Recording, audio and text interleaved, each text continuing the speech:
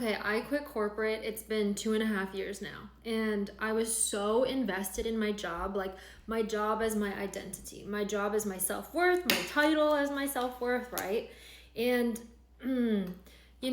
that really served me for a number of years because it was super, super motivating to be like, oh, like I'm good at my job and like I get promotions every year and this is how I make my living and I do important stuff, blah, blah, blah.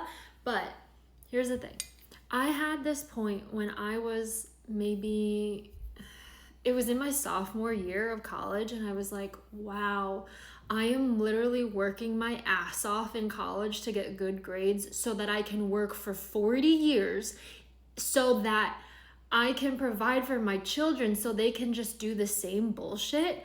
And I had this crazy, I thought that it was my birth control that I was having these existential questions, and it was really stressing me out. And I was like, is this normal? Is this what? But I didn't talk to anyone about it. And so that was my sophomore year of college. And then I just kept pushing that to the side, just ignoring that thought. And then I get in the corporate world and I'm like, okay, I'm gonna do this. Like, I'm gonna be a rock star. I started consulting. And then I was like, wait, is this it? I'm working my ass off. And literally one of my bosses said, you cannot keep going like this. You're gonna burn yourself out. Thank God for him. But then I kept working to get my way to Google because I was like, oh, out of all the companies, this one treats you the best, takes care of you the most, you get to pay the most. Like, whoa. And then I got there and I was like, so now the only thing that I can do is work harder to climb the ladder, or I could go to a startup and work harder for less money? No way. No way.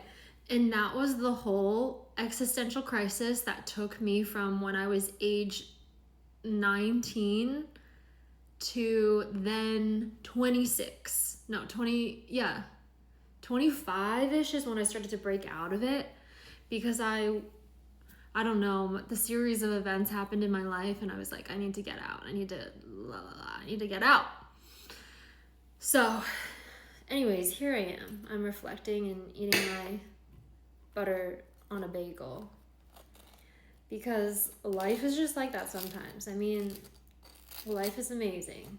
Some moments aren't a cakewalk, but then you look back and you're like, thank God I did that. Thank God I did that for myself because I'm way free.